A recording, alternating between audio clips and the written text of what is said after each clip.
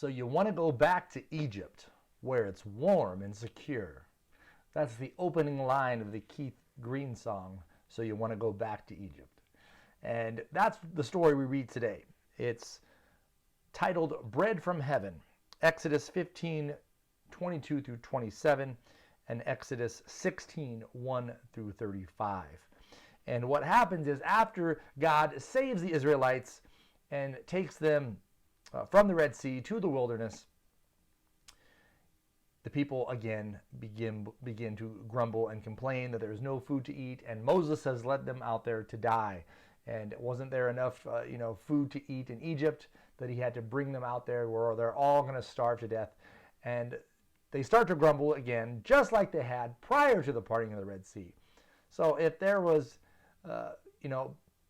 kind of a reason to be shocked and ashamed of the Israelites' behavior prior to the parting of the Red Sea, after God did all the miracles in Egypt, there's even more of a reason to feel that way towards their attitude after he not only did the miracles in Egypt, but literally saved them through the parting of the Red Sea and brought down the sea upon the Egyptians that were following to kill them. And yet, they somehow think that God still doesn't have their back. They somehow think that Moses has made a bad decision and has led them out there to die. And I think that tells us a lot about ourselves as people. We distrust God. We distrust God's leadership of people he puts around us. We distrust our parents. We distrust our loved ones, our pastors, our bosses. Now, of course, there might be, ungodly people around us that make bad decisions, and we distrust that. But I think this is a bigger issue. This hits to the core of who we are as people, that we aren't faithful, we're faithless, right? We don't trust perfectly in God. We trust in what we see, what's tangible, what's before us. So rather than saying, God's brought us through many times, let's keep the faith, let's trust Moses, they begin to grumble, and God hears their grumbling and tells Moses they aren't grumbling against you, they're ultimately grumbling against me. So for the sake of Moses and the people, in a sense, right, he provides for them food, but so once again they understand Moses is called to lead them to the promised land, and that they understand God is with Moses. He provides manna from heaven, and some quail here we see as well in this story. But this manna is kind of described as a coriander seed, which we probably don't really know what that looks like. So picture it like some nugget seed bread-like stuff. They make it into cakes, so I guess, kind of some softer seeds to eat. The name manna literally comes, the root word is what is it? That's what it means, because they didn't know what it was. So it was something God provided, and they kind of look, the way they try to describe it the best they can, but it's nothing that grows naturally or plants naturally. It's something God provided for them to eat. And he does this, and the people are told to only take enough for each day because it would rot overnight. And this is to get them to trust that God is going to provide. Some of the people listen, but a lot of people don't. And they're thinking, well, we'll just save some for the morning, just in case, just so we have enough, and it rots. And so the reason it rots, again, is not just because of its, biological makeup, which that's part of it, right? God designed it that way to rot, but it's because he wants them to trust in him. And even more so, each day we need to trust in God, but on the sixth day, they are to gather enough for the seventh day, which shows it isn't purely a biological factor that this would decay rapidly, but because it would last 2 days, right? They would gather enough on the sixth day for the seventh.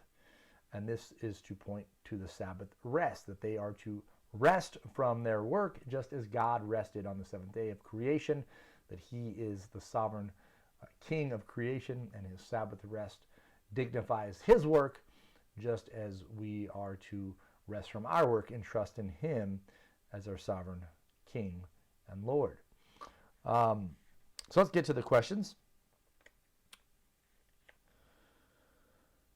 How did God provide food for the people in the wilderness? Well, we just said he provided manna from heaven. Number 2, why did God forbid them to gather manna on the seventh day? Again, we kind of answered that, which is ultimately it is for them to rest and trust in God and his provision. And we got to remember that, because even today we want to work, we want to make more, we want to do things, we want to get things accomplished and done rather than rest. But God promises them, not in this verse but elsewhere, but we see it kind of manifested here, in a certain sense, that what the nations around them will be able to do in 7, they'll be able to do in 6 by trusting in God, because God will bless their work. He will make it fruitful. He will multiply their food. And so the gathering of manna on the 7th day was forbidden because they were to participate and practice Sabbath rest, worship God, rest from their labors, and trust in God's provision. 3, what lesson was God trying to teach them as they collected manna every day except the 7th day? I think we answered that pretty well, so you guys can add to that. 4, does God still want us to set aside one day each week to rest and worship him? Yeah, I would say absolutely. All right. There was a saying, I can't remember who said it now. I preached in a sermon a few years ago, but the theologian said, you'll either take a Sabbath or you'll have to take a Xanax, meaning you're going to be tired and burnt out and anxiety ridden, and you're either going to turn to pharmaceuticals to give you rest and relaxation and sanity, or you'll look to God's means for these things, which is Sabbath rest, resting from your labors, resting from your cares and worries, and focusing your mind one day a week to the Lord, to the gathering with his people in the worship of God and the hearing of his word and the preaching and the receiving of the sacraments, of giving, of praising him, all these things that are what we call worship service. But even after the worship service, the fellowship with brothers and sisters, perhaps as we go home, the fellowship with our family. And really, I think that's lost very much, especially in our Western culture, especially even in our Western states. There's so much to do. We have great weather. It's so easy just to get caught up in turning Sunday into a second Saturday and making it about fun and all these different things. But it's even easier to say, Saturday is my day of fun, so Sunday is going to be the day that I catch up and do laundry and dishes and maybe do a side job or maybe get ready for the next day, rather than just relax, rather than just rest. Take a deep breath and just go to church and worship God, and as I said, commune in communion, but commune afterwards with brothers and sisters and eat together and have fellowship and just rest. We need it. I'm done. We'll see you tomorrow.